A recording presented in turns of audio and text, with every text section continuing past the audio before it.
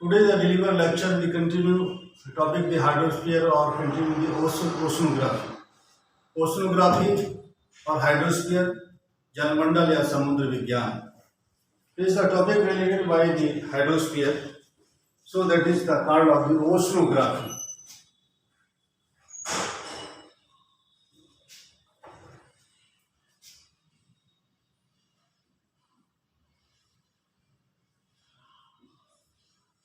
Oceanography या समुद्र विज्ञान.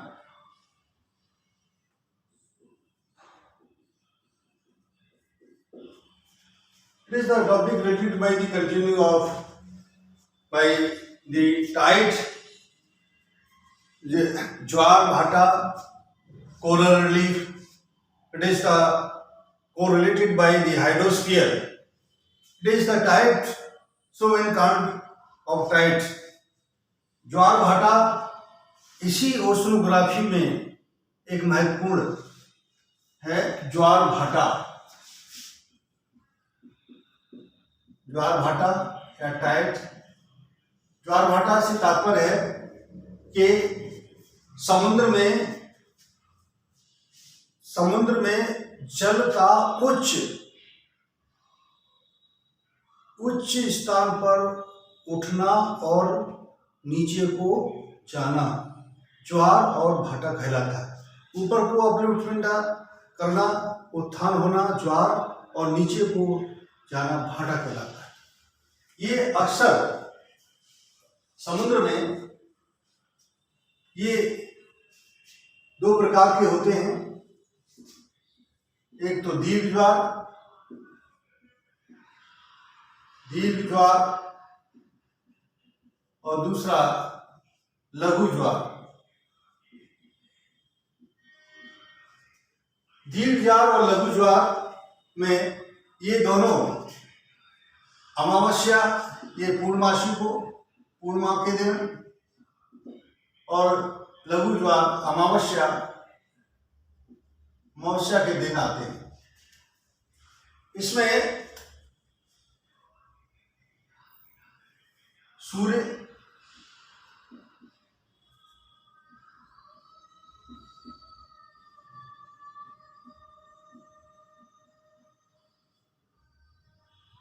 और चंद्रमा, सूर्य ये पृथ्वी और चंद्रमा,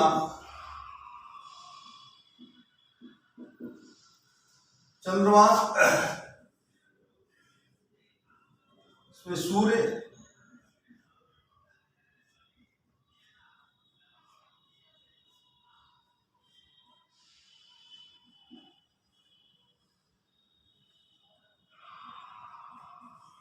चंद्रमा देन पृथ्वी.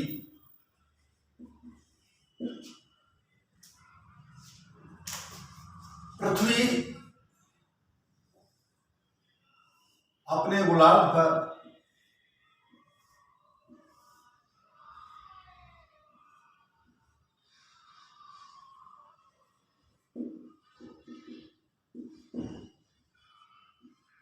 पश्चिम से पूर्व की ओर घूमती है. यहाँ हाइड्रोस्फीयर में ये इसमें कंटिन्यू टॉपिक था टाइड, ज्वार भाटा.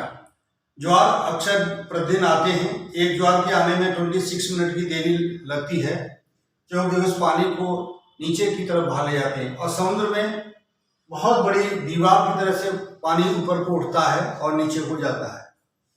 दीर्घ ज्वार और लघु ज्वार, दीर्घ ज्वार पूर्णमासी के दिन और लघु ज्वार अमावस्या के दिन आते हैं. सूर्य, जिस तरह से चंद्रग्रहण और सूर्य ग्रहण होता है. चंद्रग्रहण होता है जब सूर्य चंद्रमा के बीच पृथ्वी आ जाती है, और सूर्य ग्रहण होता है सूर्य और पृथ्वी के बीच में चंद्रमा आ जाता है, तो सूर्य ग्रहण होता है. इस तरह से ज्वार भाटा का भी ये पूरा सर्किल है कि जब चंद्रमा की दशाएं, सूर्य और पृथ्वी और चंद्रमा एक साथ आते हैं, तो एक दीर्घ ज्वार, और सूर्य चंद्रमा और पृथ्वी के स्थान पर आते हैं तो लघु ज्वार होता है. ये स्थिति एक महीने में पूर्णिमा और अमावस्या के दिन उत्पन्न होती है। पृथ्वी 24 घंटे में एक अपना चक्कर पूरा करती है और वो पृथ्वी पश्चिम से पूर्व की तरफ घूमती है। इसी तरह से ओशनोग्राफी में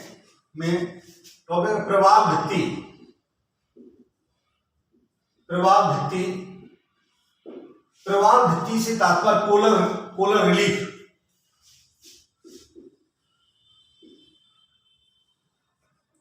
पोलर रिलीफ या प्रवाल भित्ति। प्रवाल से तात्पर्य हाइड्रोस्फीयर और ओशनोग्राफी में जलमंडल, समुद्र विज्ञान, हेममंडल और इन तीनों संगठकों का एक चीज को हम ओशनोग्राफी कहते हैं। कोरल रीफ के अंतर्गत एक मूंगा होता है जिसके अंतर्गत एक चक्राकार गोलाकार रूप में प्रवाल की भित्ति पाई जाती है। विश्व की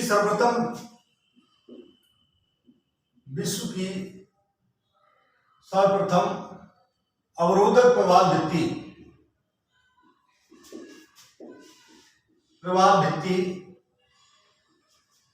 ऑस्ट्रेलिया की ग्रेट बैरियर रीफ है। ऑस्ट्रेलिया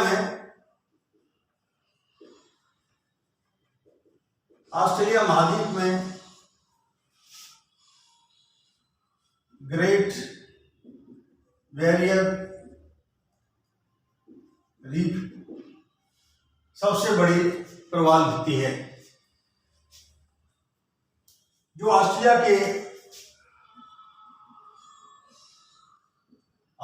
के पूर्वी तटीय भाग में स्थित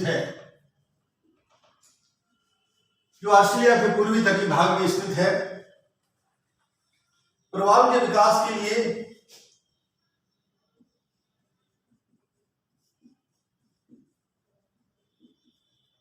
विकास के लिए स्वच्छ जल की आवश्यकता होती है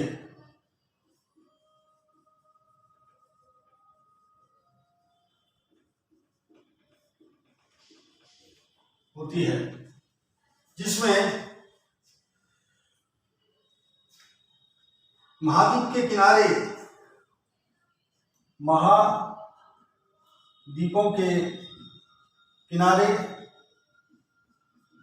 तटीय प्रवाल भित्ति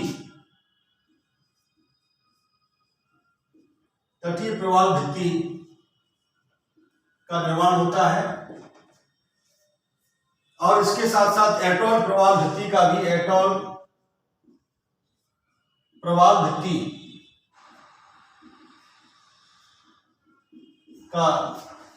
निर्माण होता है, जो ऑस्ट्रेलिया के पूर्वी तटीय भाग में स्थित है।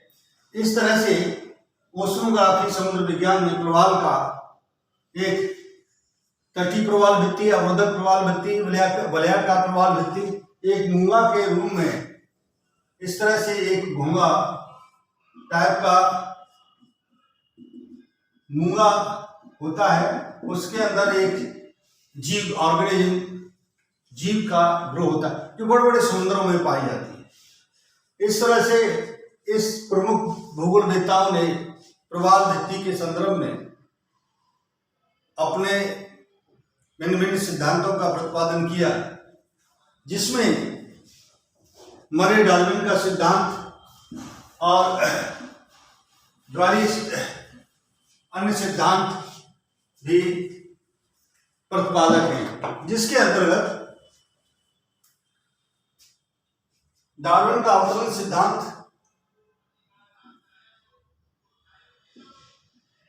प्रवाल भित्ति के प्रमुख सिद्धांत, the principle of the polar relief, it is the polar relief, so relative of the competition point of view, it is the originator of polar relief, the types of polar relief, तटीय प्रवाल भित्ति, coastal प्रवाल भित्ति, अवरोधक प्रवाल भित्ति, atoll और समतल प्रवाल भित्ति।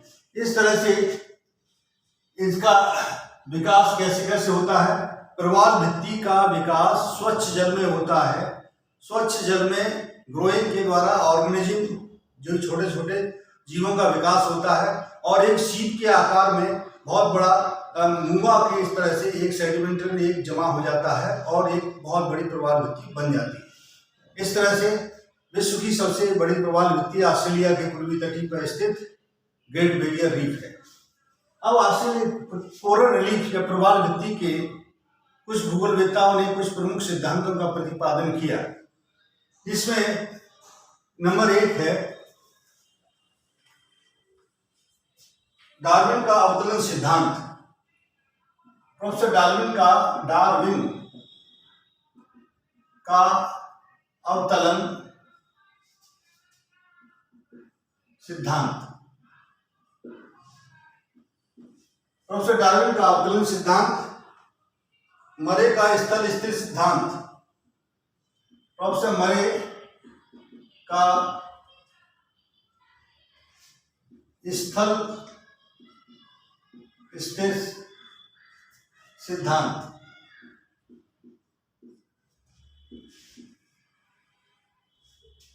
Daily का हिमानी नियंत्रण सिद्धांत। डेली का हिमानी नियंत्रण सिद्धांत।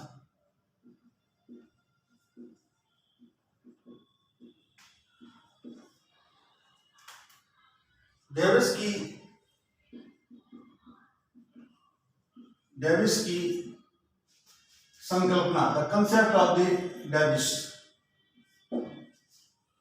इस तरह से कोलर रिलीफ के संदर्भ में इसका सागरी तटीय भूभाग और इसके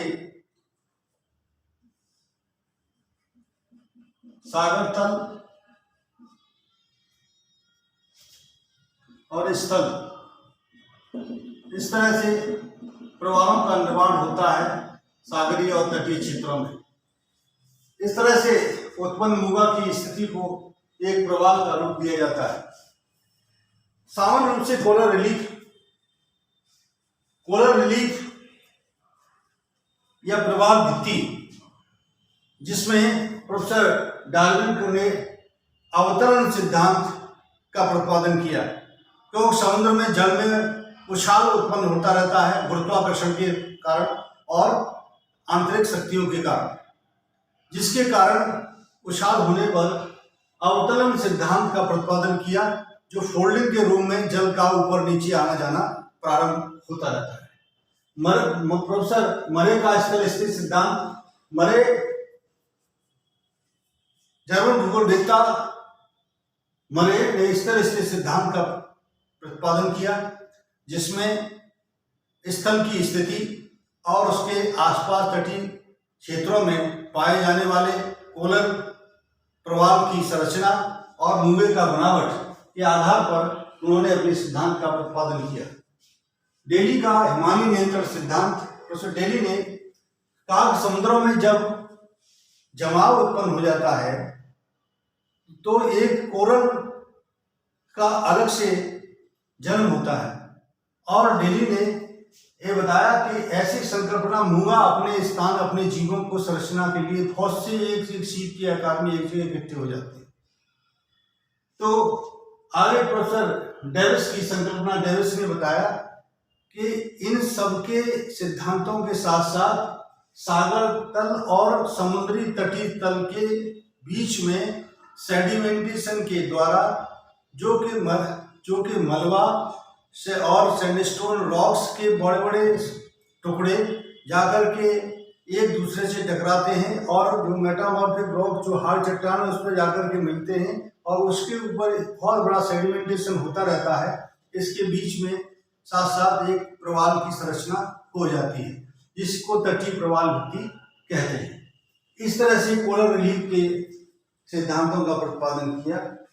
अब इसी संदर्भ में कोलर रिलीफ की जो मुख्य चीज है, कोलर रिलीफ प्रवाल भित्ति किसे कहते हैं, प्रवाल भित्ति का निर्माण कैसे होता है, किस जल में होती है, मुट जल में, जो पंख जल में, ऐसी चीजों का निर्माण होता है जहाँ पर ऑर्गेनिज्म मिलते हैं।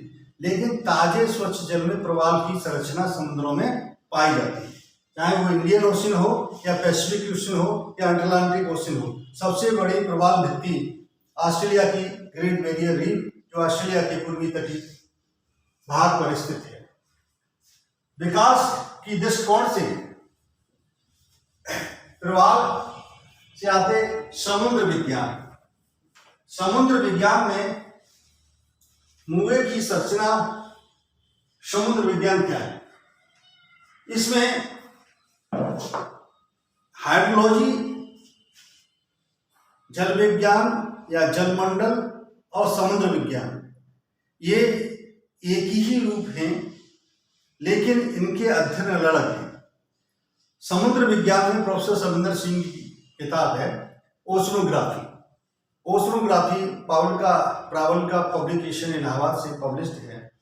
उसमें समुद्र की संरचना, उसके तत्व, उसकी बनावट, उसका उच्चावचन और उसके तटीय भूभाग और उसकी मॉर्फेशन, सारी चीजों का अध्ययन किया हुआ। खनिज संपदा, समुद्र में पाए जाने वाली खनिज सभ्यता, प्रवाल, धाराएं, सब इसमें समुद्र विज्ञान के अंतर्गत उन्होंने इसका किताब की में संरचना की है। अब इससे आता है कि जनरल इंट्रोडक्शन।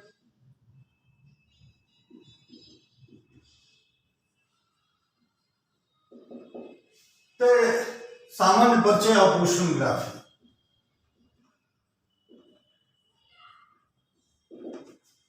मैंने कल के टॉपिक को आगे कंटिन्यू किया, जो हाइड्रोस्फीयर में कुछ पार्ट था, इसमें टाइड्स और polar relief. It is the present today the explain of the oceanography, यानी समुद्र विज्ञान। ओशनोग्राफी का general introduction of the oceanography.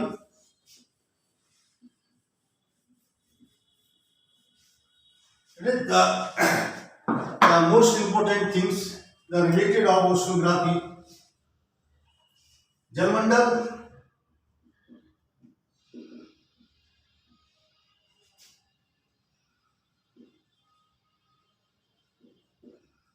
हमारी पृथ्वी के जलमंडल हमारी पृथ्वी के 5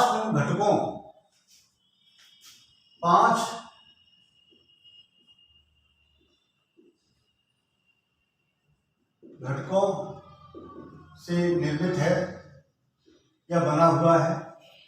5 प्रमुख घटकों में स्थलमंडल,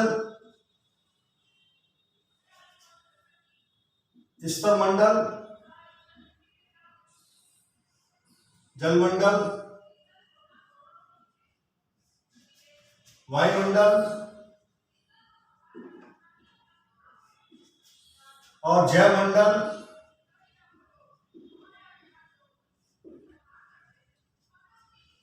और नेक्स्ट है हिममंडल।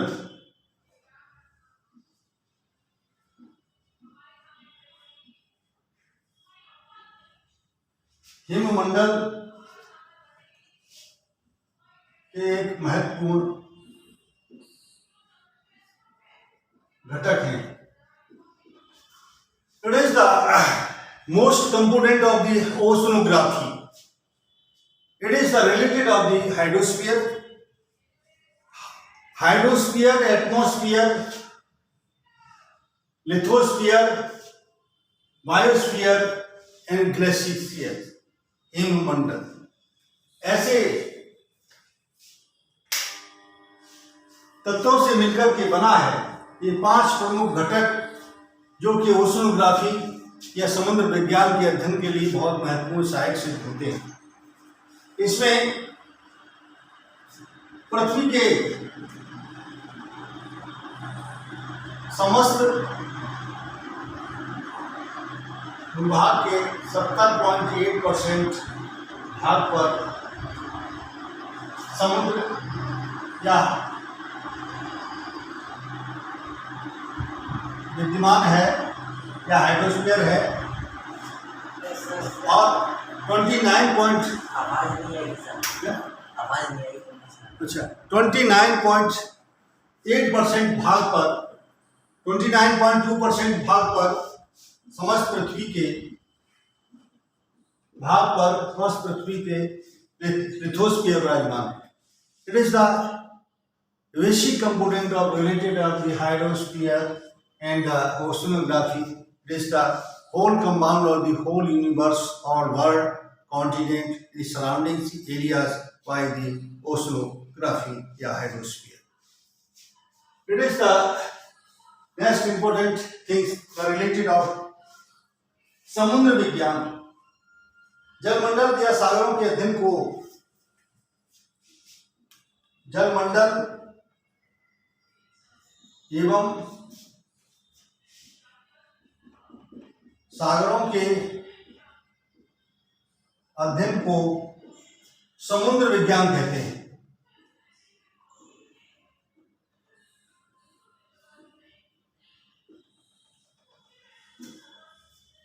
जलमंडल और सागरों के अध्ययन को समुद्र विज्ञान कहते हैं.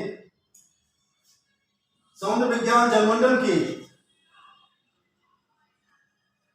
समुद्र विज्ञान या जलमंडल के दो महत्वपूर्ण घटक हैं, जिसमें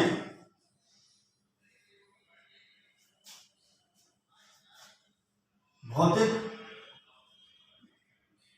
या अजैविक घटक, दूसरा जैविक घटक.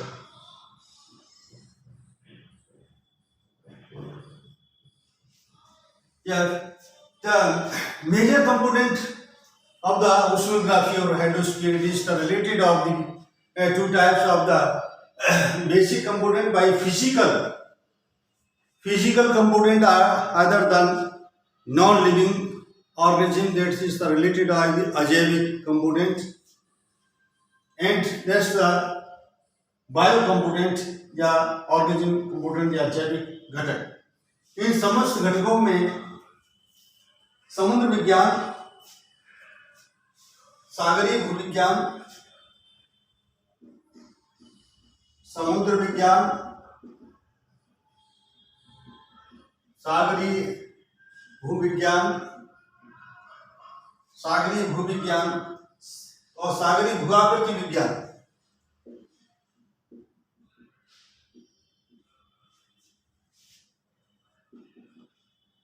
भूआकृति विज्ञान,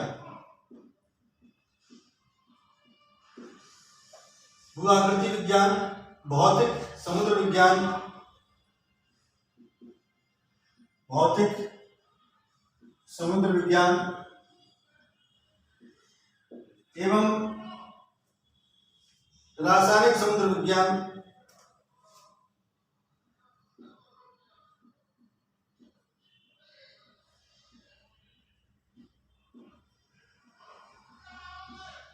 एवं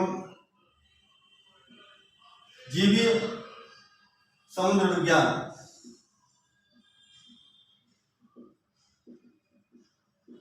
शामिल है.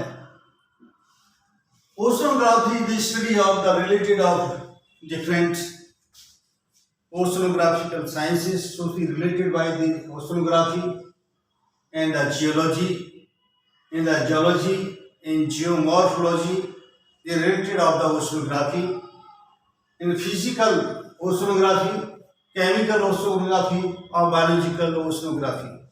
This the whole component is called of the oceanography, the related of the study in the whole component. So that is the next.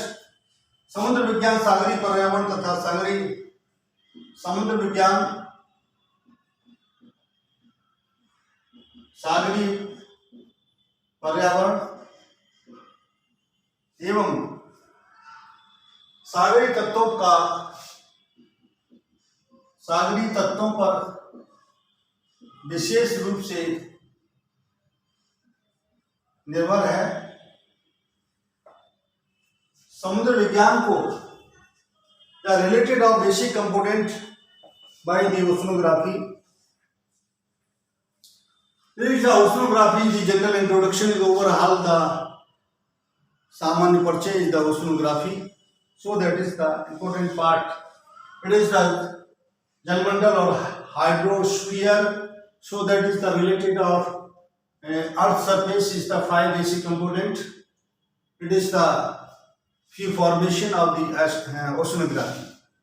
It is the so related of the important things by the lithosphere, hydrosphere, atmosphere, biosphere, that is the glaciers. So that is the basic of the five component related of the oceanography in Samudra Vigyan. Whole Earth surface is called of the different NCERT books or the related of dust book.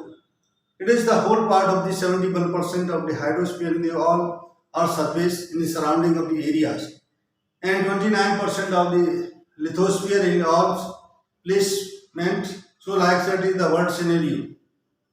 It is the most things the hydrosphere, the study of the related of the few phenomena, so the related of the oceanography. The oceanography and hydrosphere, the basic two types, the component, the related of the study in the oceanography. So called that is the physical component, either the non-living component or living component. So that is the called of the basic component of the oceanography. Physical component related the study of the physical phenomena. So like that is the oceanography, the physical phenomena, the study of the temperature, study related by the that is the hydrosphere. So the temperature, salinity in the altitude, the normal altitude, ऊंचाई, समुद्र का तापक्रम, समुद्र की आर्द्रता, समुद्र में लवणता, क्षारीयता. That is the study of the related of oceanography. So called that is the oceanography. It is the more resourceful of the mineral resources, or so that is the called of the different coastal areas. And the living component of the oceanography is the different micro macro organism living the oceanography. It is the called of the different large scale, the many organism the related of the habitat of oceanography. समुद्र में छोटे जीव से लेकर के बहुत बड़े बड़े जीवों का भी निवास स्थान है. समुद्री जीवों के द्वारा वो अपने जीवों बड़े जीव छोटे जीवन का भक्षण करते हैं, या छोटे जीव एल्गी फंजाई ग्रोइंग के द्वारा जो फूड प्रोवाइड होता है, जहाँ तक वो अपना भोजन बनाते हैं. मैंने इससे पहले भी बताया कि सूर्य में ऊर्जा का स्रोत सूर्य है. सूर्य से रेडिएशन से ऊर्जा प्राप्त करते हैं, और जहाँ तक 60 फीट तक ऊर्जा सूर्य की ऊर्जा समुद्र में जाती है, वहाँ तक ऑर्गेनिज्म जीव पाए जाते हैं, क्योंकि समुद्र की ऊर्जा के द्वारा वो अपने भोजन बनाते हैं. और सन से या सन पहुँचती हैं माइक्रो ऑर्गेनिज्म से लेकर के, छोटे छोटे जीव से लेकर के, छोटे छोटे बैक्टीरिया से लेकर के, बड़े बड़े जीव, बड़ी बड़ी विशाल मछलियाँ, बड़े बड़े कछुए, मगरमच्छ, बहुत से जो समुद्री जीव हैं वो समुद्र में पाए जाते हैं. ये हमारी बायोडाइवर्सिटी जैव विविधता को भी कंट्रोल करते हैं, और समुद्र हमारी जीविका का भी बहुत बड़ा स्रोत है, जो बहुत से जीवों का, बहुत से मनुष्यों का जीविका का मुख्य साधन समुद्र है, क्योंकि समुद्र से डेली वो मछली या अन्य संसाधनों का वो प्राप्त करते हैं और अपना व्यवसाय या ट्रेड या जीविकोपार्जन करते हैं. इस तरह से समुद्र विज्ञान का अध्ययन किया जाता है. अब समुद्र विज्ञान में इन चीज़ों का समावेश किया जाता है. उसकी ज्योलॉजिकल स्ट्रक्चर, भूगर्भिक संरचना समुद्र विज्ञान की, समुद्र विज्ञान का फिजिकल एस्पेक्ट, समुद्र विज्ञान में रासायनिक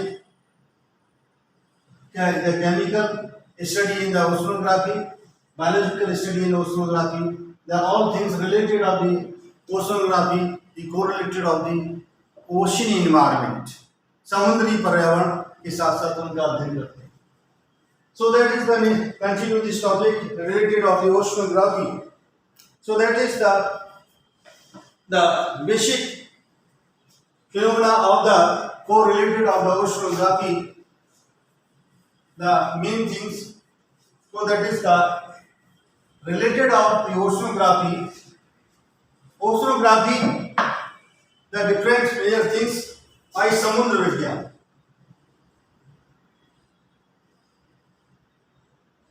समुद्र विज्ञान, ओशनोग्राफी,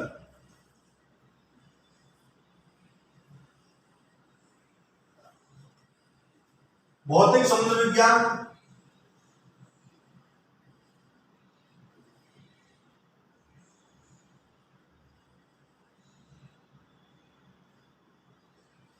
भौतिक समुद्र विज्ञान रिलेटेड बाय द ओशनोग्राफी, भौतिक समुद्र विज्ञान और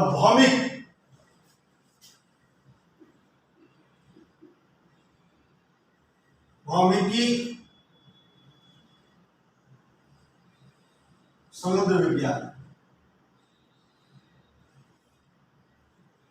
भौमिकी समुद्र विज्ञान, रासायनिक समुद्र विज्ञान,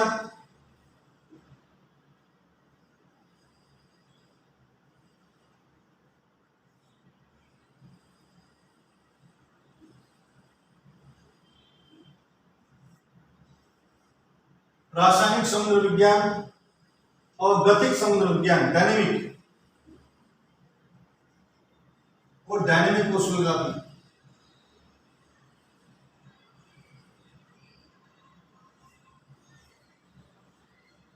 गतिक समुद्र विज्ञान,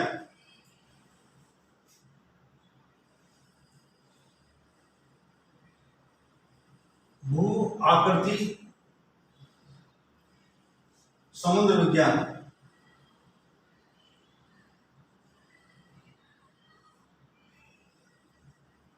भू आकृति समुद्र विज्ञान, पर्यावरण समुद्र विज्ञान,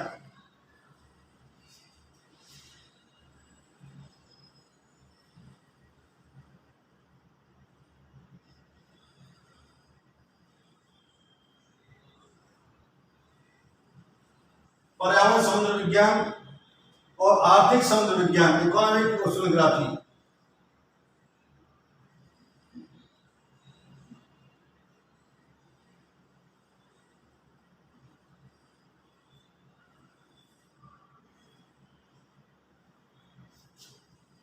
और नेक्स्ट है जैविक समुद्र विज्ञान।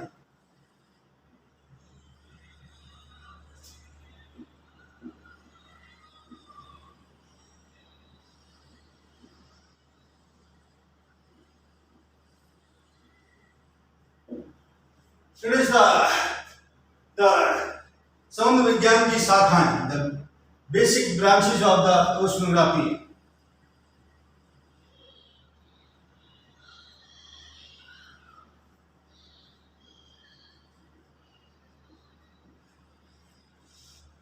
समुद्र विज्ञान की शाखाएं, the basic branches of the oceanography. Oceanography, the major things of oceanography. It is the related of surroundings of branches of the oceanography. It is the main things, the physical oceanography, Bhowmik या geological oceanography, रासायनिक chemical oceanography, dynamic oceanography और भू geomorphology oceanography. It is the all physical surrounding of chemical, biological aspect recovered by the oceanography. It is the environmental oceanography, पर्यावरणीय समुद्र विज्ञान. It is the study in the living or non-living organism. So that is the major resources of the oceanography. It is the related of economics oceanography, आर्थिक समुद्र विज्ञान. समुद्र खनिज संपदाओं की प्रचुर संपदा है. समुद्र खनिज पदार्थों के प्रचुर भंडार है. यहाँ पर छोटे छोटे नमक से लेकर के बड़े बड़े विशाल खनिज के तत्व पार्टिकल्स समुद्रों में पाए जाते हैं. समुद्र जैविक संपदा का भंडार है. जैविक संपदा के भंडार पाए जाते हैं. The all branches of the oceanography. It is the related of oceanography, the major things. It is the important aspect to cover by the oceanography. समुद्र विज्ञान की वो शाखाएं जो चारों तरफ से समुद्रों पर घिरी हुई हैं और समुद्र विज्ञान के मुख्य तत्वों से मिलकर के इसकी संरचना करती हैं, जिसमें समुद्र विज्ञान का अन्य विज्ञानों से संबंध, ओशनोग्राफी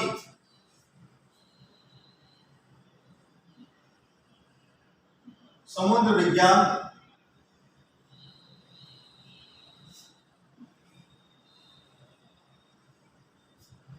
जैव रसायन शास्त्र से संबंध, जैव रसायन शास्त्र, जैव रसायन शास्त्र या बायोकेमिस्ट्री, और रसायन शास्त्र, रसायन शास्त्र या केमिस्ट्री से संबंध, और भू रसायन शास्त्र, भू रसायन शास्त्र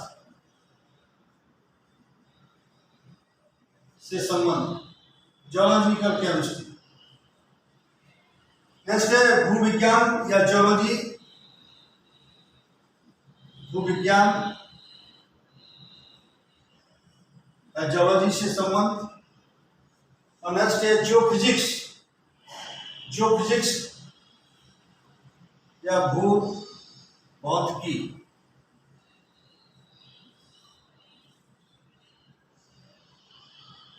और नेक्स्ट है भौतिकी या फिजिक्स।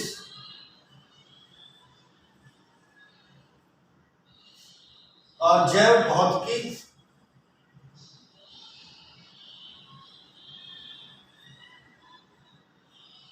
जैव भौतिकी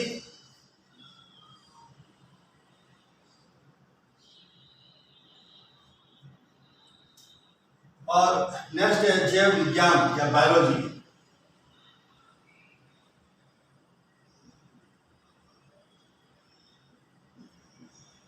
जैव विज्ञान या जीव विज्ञान, ये है समुद्र विज्ञान का, समुद्र विज्ञान का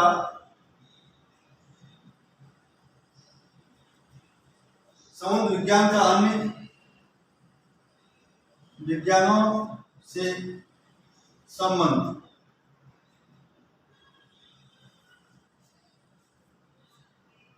समुद्र विज्ञान का अन्य विज्ञानों से संबंध। The basic oceanography, it is the relationship of the other sciences. The oceanography is the study in the related of other sciences, so like that is the basic of biochemistry, जैव रसायन विज्ञान. It is the study in the रसायन विज्ञान या chemistry. Study the next political branch of the भू रसायन शास्त्र, geochemistry. The chemistry is the study in the different chemical phenomena, chemical aspect. It is the study of the physical chemistry in the thermodynamics. It is the study of the physical aspect recovered by the numerical aspect by the physical chemistry. Next is the organic chemistry. Organic chemistry, कार्बनिक रसायन. It is the organic chemistry that related of the different compound, the reactions of the main factor of the organic chemistry. It is the related of the different equations of the change of the equations. The mostly medicines, the manufactured by the organic chemistry or organic scientist, the chemical scientist. Organic chemistry, the related of the different drugs or manufactured of the industries. So like that is the geology, भूगर्भ विज्ञान. पृथ्वी के अंदर पाए जाने वाले समस्त खनिज पदार्थों का अध्ययन भूगर्भ विज्ञान में किया जाता है, चाहे वो समुद्र विज्ञान हो चाहे स्थल विज्ञान. भूभौतिकी geophysics. Physics, the study of the interior part of the geophysics. And the physics, the study of all attractive, electricity and electronics, be part of the physical or chemistry, and gem, biophysics and biology. In all organism study of the oceanography. It is the study, the correlator of the different branches of the oceanography. So that is the difference, the phenomena, the study of the related of the oceanography, समुद्र विज्ञान. समुद्र किसे कहते हैं, समुद्र का वर्णन कैसे किया जाता है, सागर और महासागर क्या हैं. समुद्र वो स्थान है, वो चीज है जहाँ पर एक इनका नाम लेते ही किसी गहरे गर्त जलमंडल के समूह के अध्ययन को समुद्र विज्ञान कहा जाता है, जिसमें अथाह पानी वाटर होता है. वाटर एज ए रिसोर्सेस, जल संसाधन है एक लिमिट तक. It is the important things का महासागर हमारे संसाधनों में बड़े महत्वपूर्ण भूमिका अदा करते हैं, चाहे वो सामरिक दृष्टि से हो या खनिज संपदा के दृष्टिकोण से. खनिज संसाधन में समुद्र विज्ञान की महत्वपूर्ण भूमिका पाई जाती है. It is the not theoretical point of view, it is the related of the study in the oceanography. It is the aspect covered by the oceanography. It is the main things, the basic is known of the basic concept of the oceanography. It is the related of the oceanography with the different branches of the oceanography. So that is the continue this topic, the world scenario, the oceanography. विश्व के मानचित्र पटल पर हम समुद्र विज्ञान का अध्ययन विश्व के अन्य विभिन्न महाद्वीपों में, कॉन्टिनेंट में इसका अध्ययन करते हैं. महाद्वीप, विभिन्न महाद्वीप खनिज संपदा के आधार हैं, जिसमें भूगोल एक महत्वपूर्ण भूमिका अदा करता है, जिसमें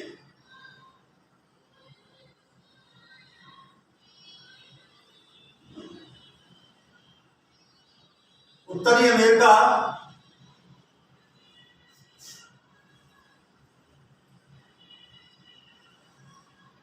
और दक्षिणी America, it is the related of different island of the north part of the northern America, the big island of Greenland of the North America, the Mexico, the Latin America. So related to Africa,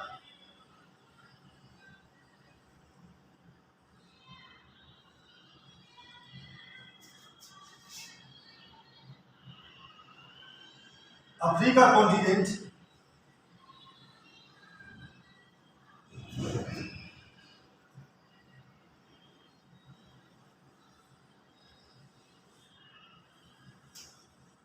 Australia continent, this part of the Australia, the different scenario. So that is the related in the Europe continent, Scandinavia or Scotland, and the Asia continent.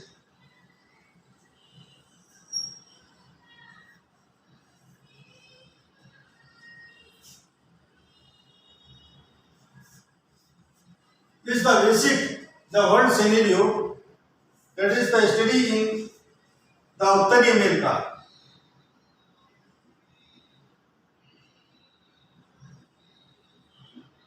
उत्तरी America महाद्वीप और दक्षिणी America महाद्वीप.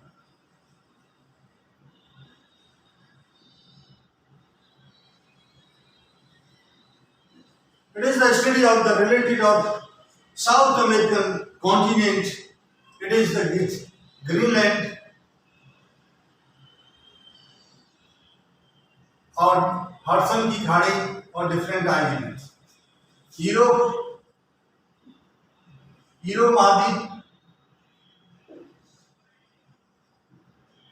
Africa महाद्वीप और Asia महाद्वीप।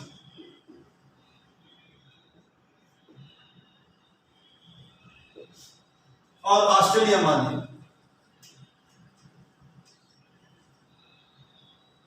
This is the related of the whole world scenario. The oceanography surrounding of Pacific Ocean, प्रशांत महासागर, Atlantic महासागर, आर्कटिक महासागर और अटलांटिक और हिंद महासागर और प्रशांत महासागर।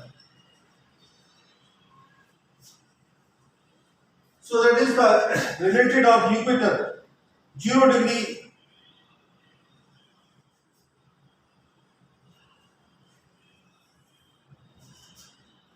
related of 0 degree भूमध्य रेखा, the study of the Jupiter.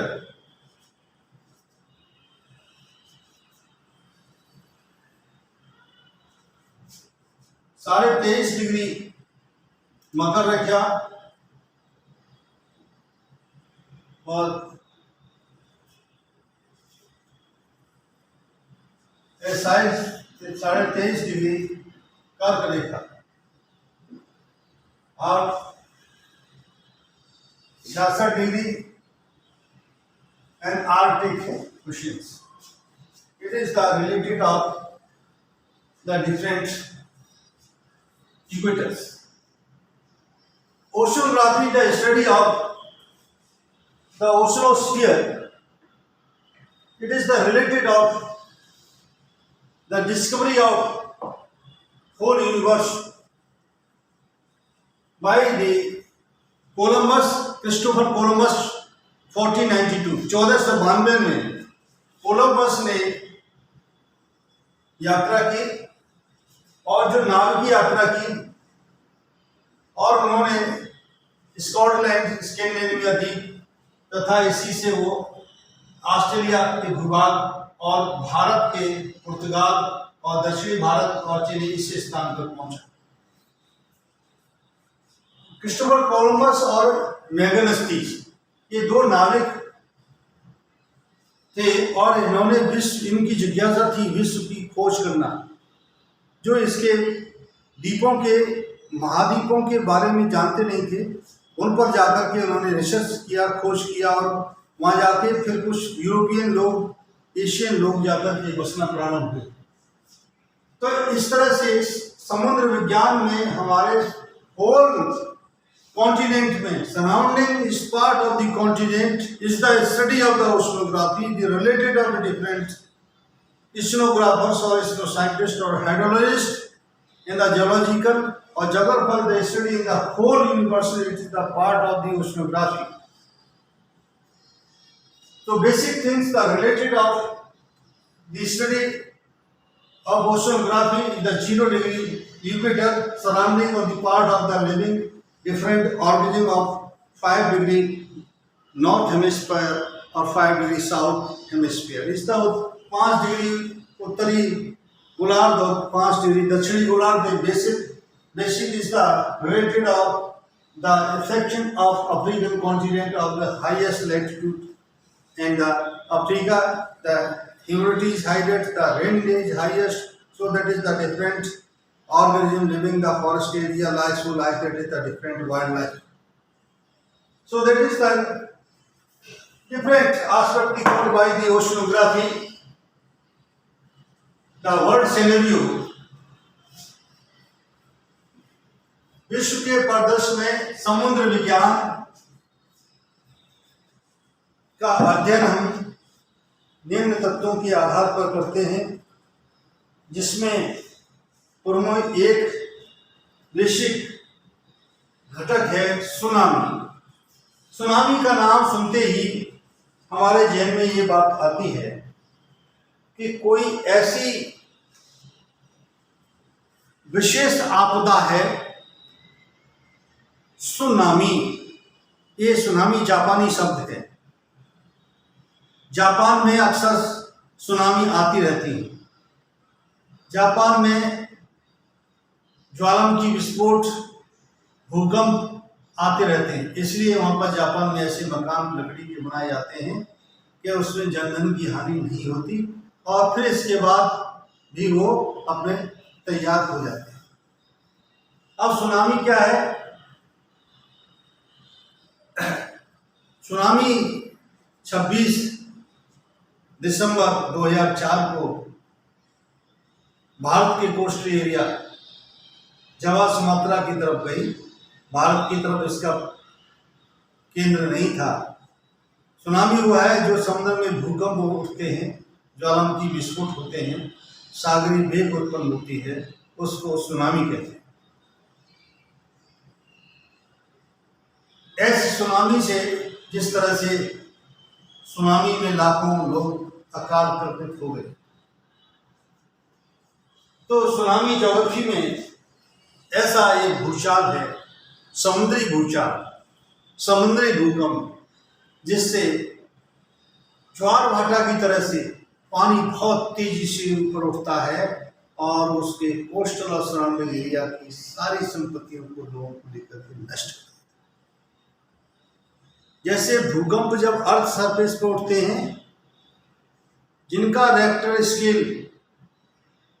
7 point पर पहुंच जाता है तो जनधन की हानि हो जाती है। अगर 3.5 पर है, 4.5 पर है, 5 पर है तो जनधन की इतनी हानि नहीं होती और हल्के झटके महसूस।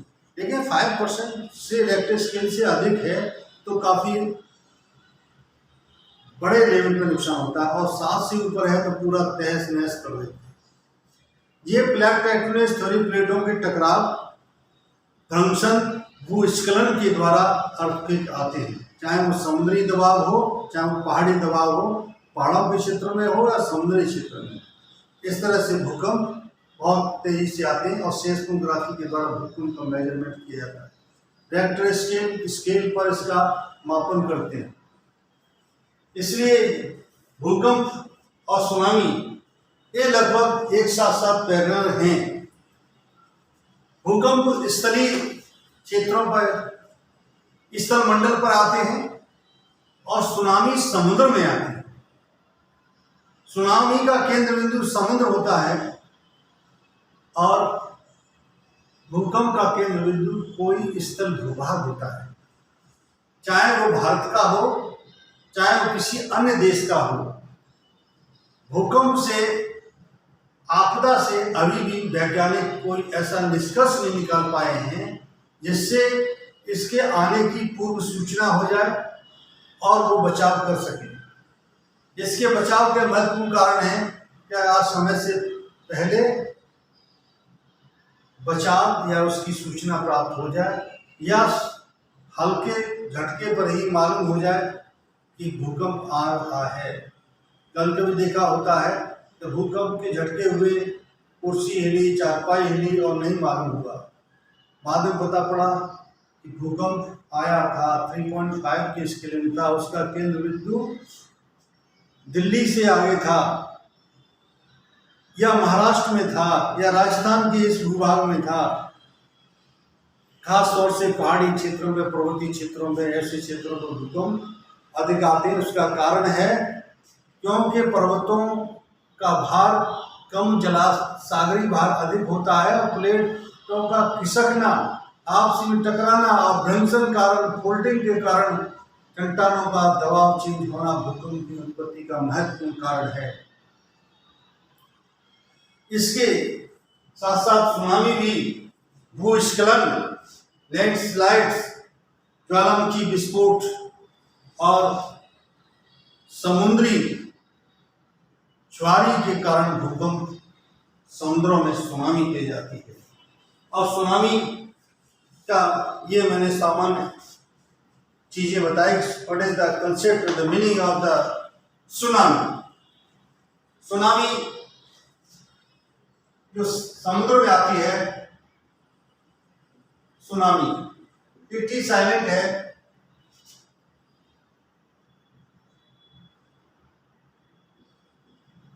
सुनामी। सुनामी सागरों के उत्पन्न उच्च ऊर्जा वाले, सुनामी सागरों में उत्पन्न उच्च ऊर्जा वाली लहरें हैं जिनको सुनामी कहते हैं, जिनकी उत्पत्ति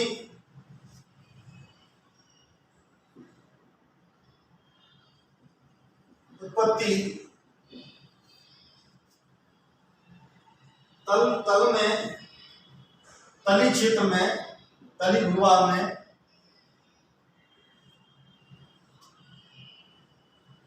रिक्टर स्केल पर मापक पर 7 पॉइंट से अधिक होने पर जनधन की हानि करती है। It is the most important things. भूकंप द्वारा, ज्वालामुखी विस्फोट द्वारा, भूकंप द्वारा और समुद्र में ज्वालामुखी विस्फोट के द्वारा सुनामी उत्पन्न होती है, सुनामी आती है। सुनामी को भूकंप की सागरी लहर भी कहते हैं।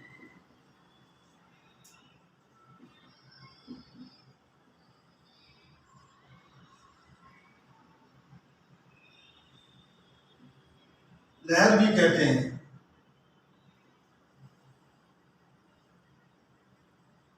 सुनामी जापानी शब्द है जिसका अर्थ होता है पतन।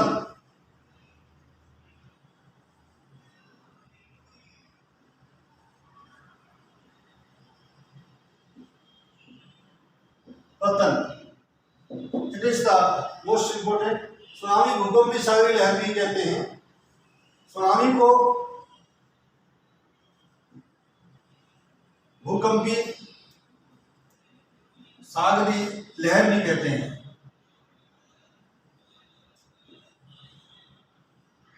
सामान्य सुनामी को निम्न दो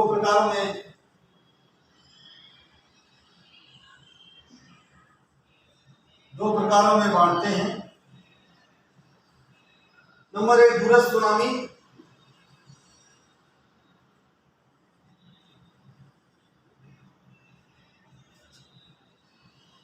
और नंबर 2 स्थानीय सुनामी।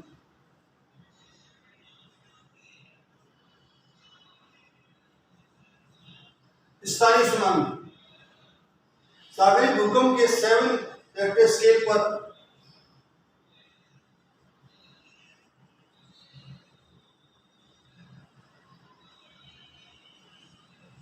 स्केल पर सुनामी आती है और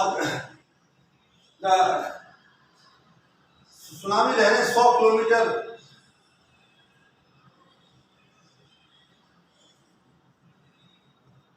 100 किलोमीटर तक तेजी से चलती हैं। Speed the very square root of the water depth. दूरस्थ सुनामी 500 किलोमीटर से 1000 किलोमीटर तक दूरस्थ सुनामी पाए। सुनामी के महत्वपूर्ण कारण, it is the causes of tsunami. Oceanography में, समुद्र विज्ञान में सुनामी एक महत्वपूर्ण चैप्टर है, महत्वपूर्ण अवयव है या महत्वपूर्ण कंपोनेंट है। It is the related of tsunami. Tsunami जैसा कि विश्व के प्रदेश में सुनामी का क्षेत्र जावा, सुमात्रा, बोर्नियो और बंगाल की खाड़ी के अपर एक पार्ट, सुनामी बहुत तेजी से यहाँ आई है, जो कि इंडियन ओशन और पैसिफिक ओशन के जॉइंट रिलेशन से। ये सुनामी सागरों से उत्पन्न वे उच्च ऊर्जा है, सागरों में उत्पन्न उच्च ऊर्जा की लहरें हैं जिनके कारण सुनामी उत्पन्न होती है। अब ये उच्च ऊर्जा कैसे उठती है? ये उच्च ऊर्जा वह ऊर्जा है जो सागरों में भूतल के आंतरिक प्लेटों के खिंचाव के कारण, क्रंसन के कारण समुद्र में भूकंप आते हैं। जिस तरह से स्थल तल पर भूकंप आते हैं, उसी तरह से सागरीय जल के दबाव के कारण, it is the most important causes of the pressure, water pressure of the oceans. It is the causes the most important part, the increase of the originated by tsunami. It is the originated by the earthquake. It is like that is the surface area or ocean areas. Ocean areas related of this so-called that is the tsunami. It is the surface area so-called by the earthquake. So that is the originate of vector scale, seismography, vector scale मापन 7.6 above. It is the impact of the damage of the all part of coastal area, surrounding area, the damage of houses, मकान और जनधन की हानि कर दी, जो कि भारत के परिदृश्य में 26 दिसंबर 2004 को बहुत तेज सुनामी आई थी।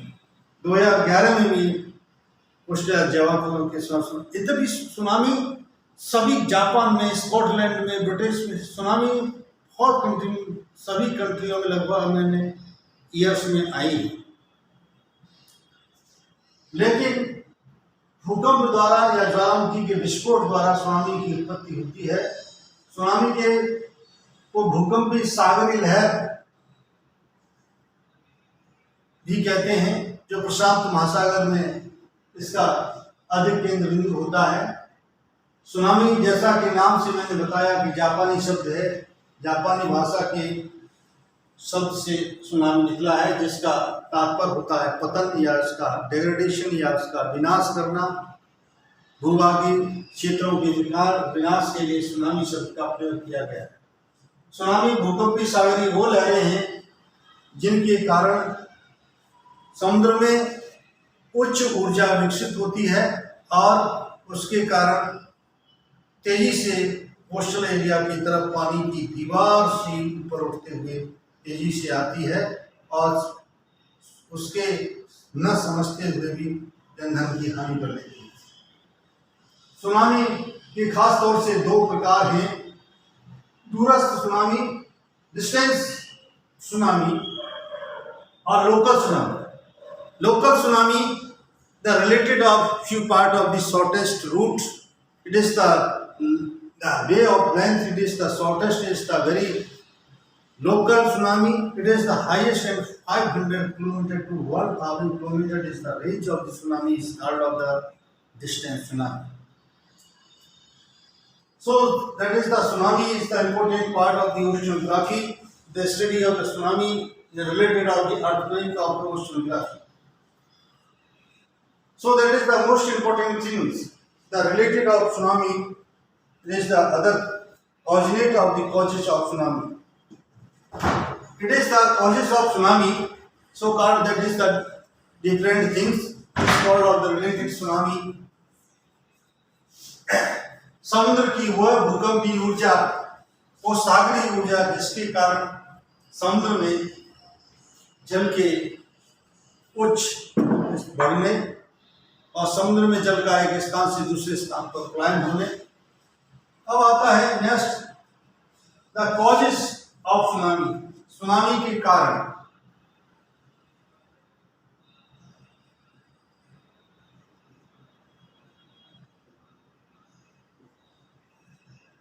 द कॉजेस ऑफ सुनामी,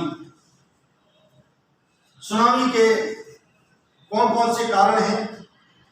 सागरी शक्तिशाली भूकंप की घटनाएं,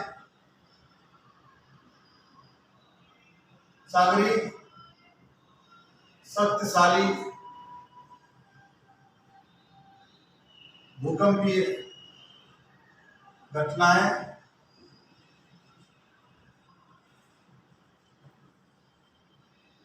जिनका रेक्टर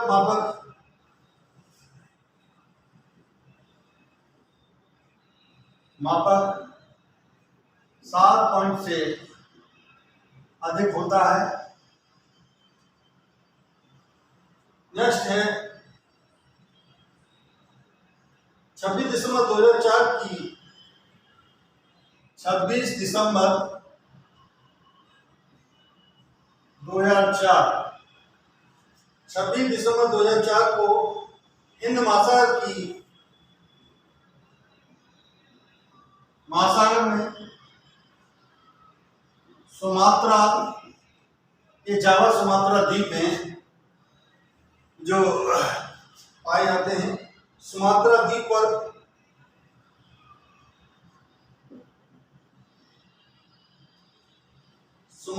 पर सुनामी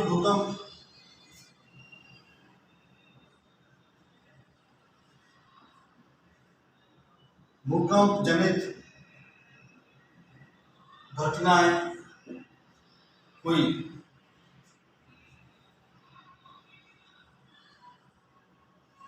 जिनका रेक्टर स्केल 9.3 था।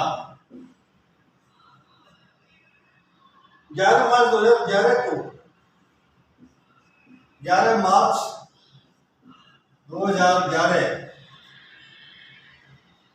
जापानी सुनामी की उत्पत्ति। जापान में सुनामी की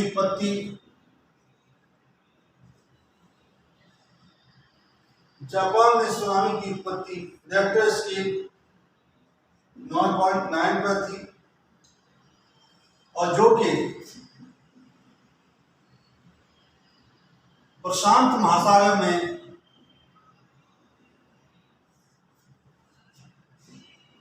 भूकंप का कारण बनी।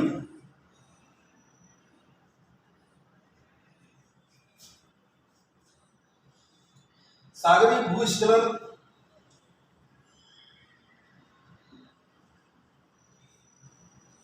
भूस्खलन एवं प्लेट टेक्टोनिक्स विवर्तनिक के कारण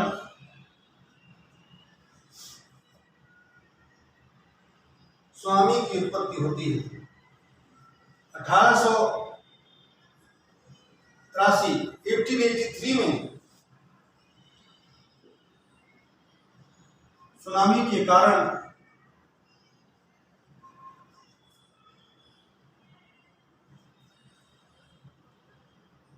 36,000 लोग काल कल्पित हुए।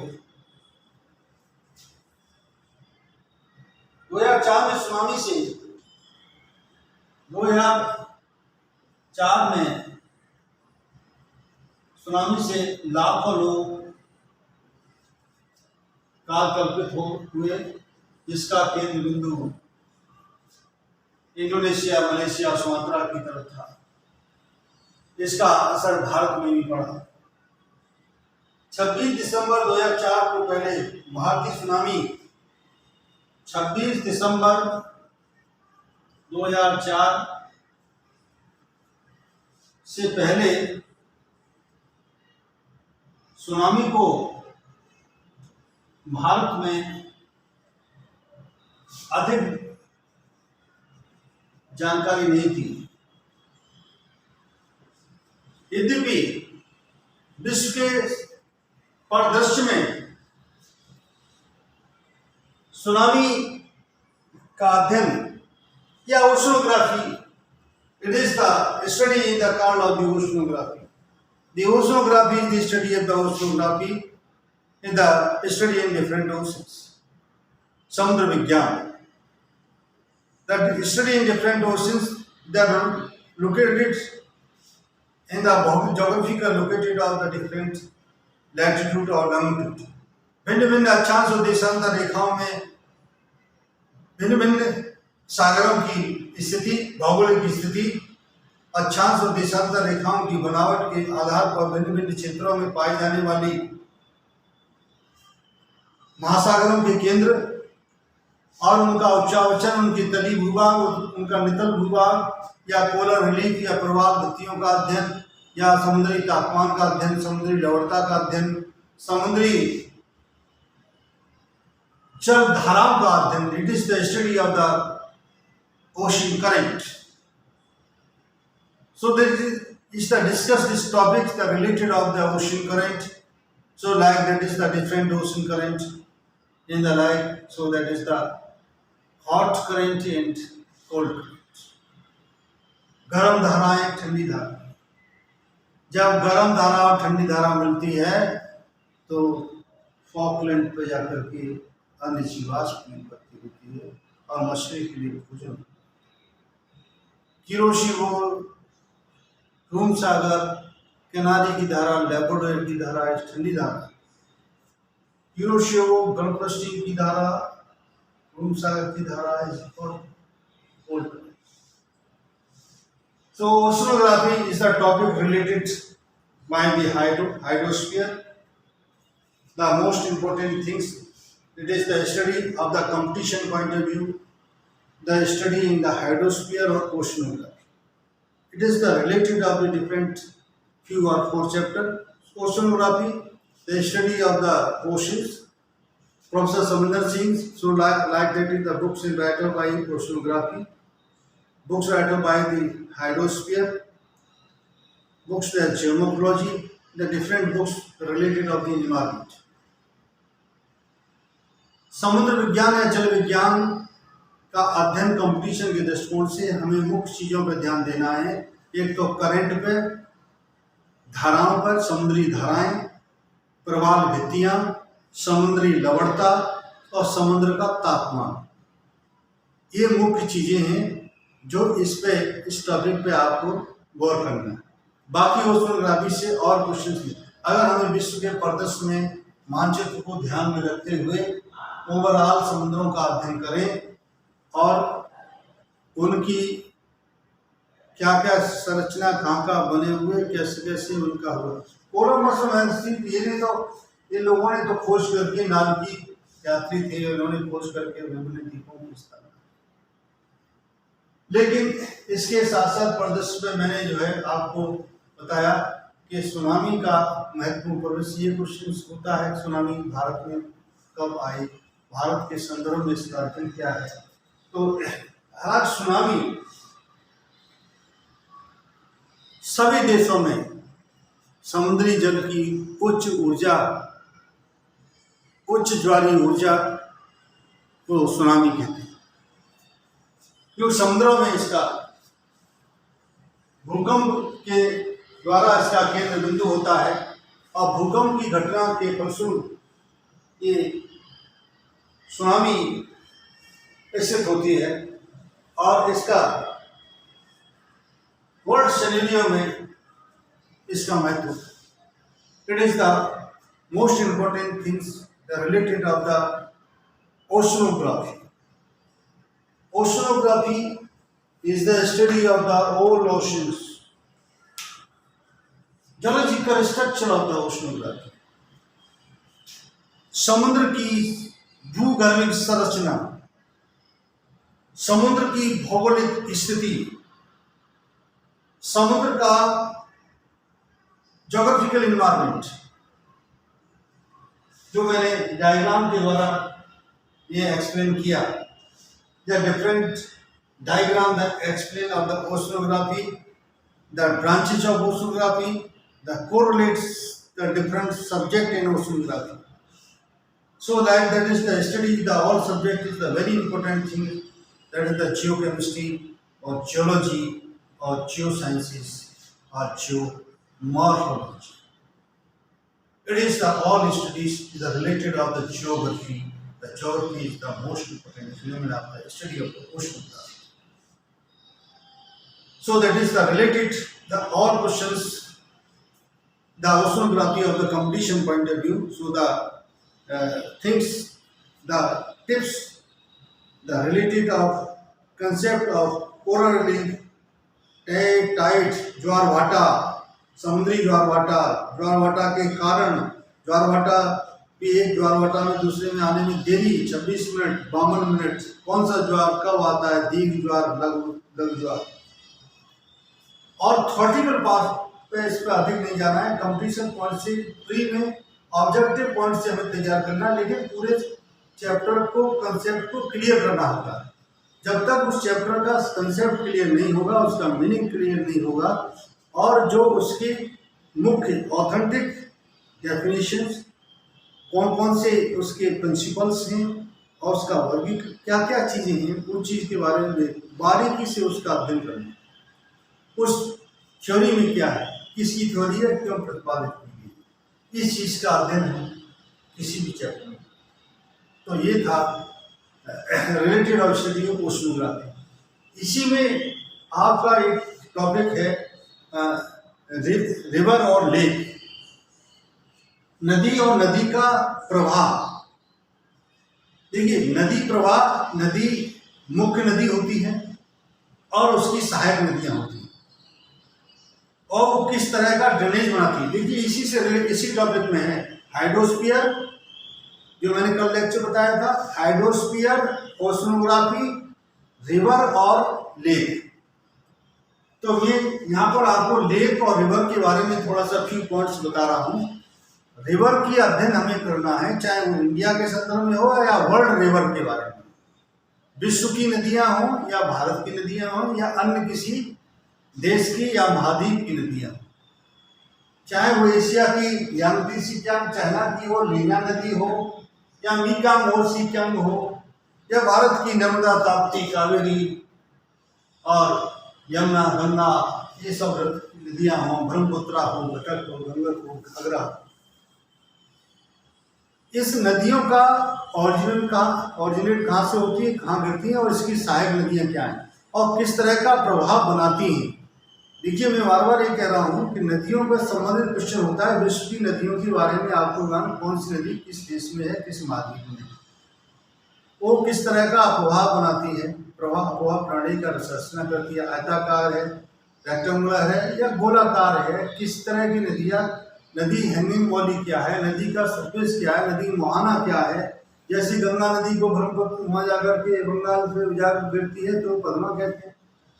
इस तरह से रिवर का अध्ययन हमें करना है विश्व के मानचित्र में और स्पेसिफिक भारत के परिदृश्य में, कंपटीशन पॉइंट्स।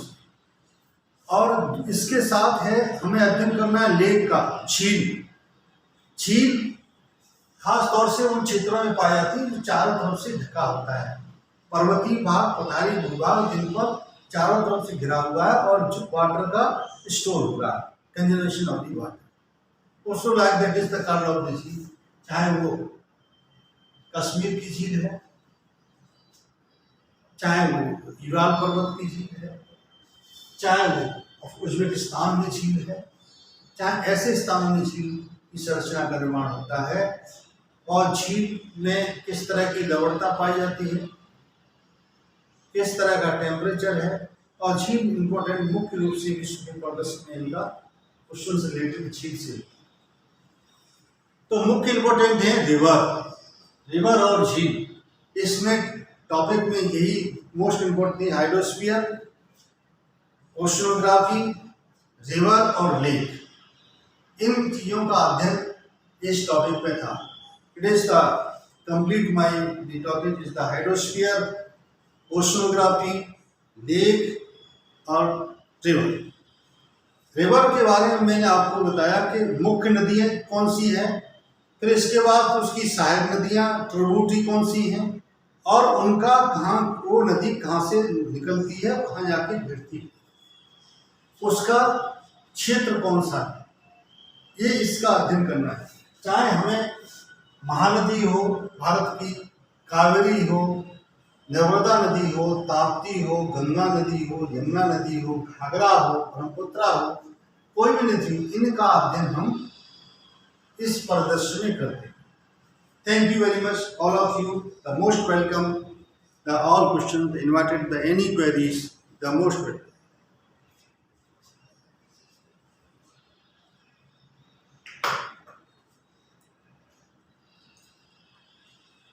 इसके संदर्भ में आपका कोई क्वेश्चन हो, कोई क्वेरी हो तो आप बताएं, जिससे कि मैं आपकी क्वेरी को आगे बढ़ूँ। आगे आपका ह्यूमन ज्योग्राफी शुरू होगा। ह्यूमन ज्योग्राफी में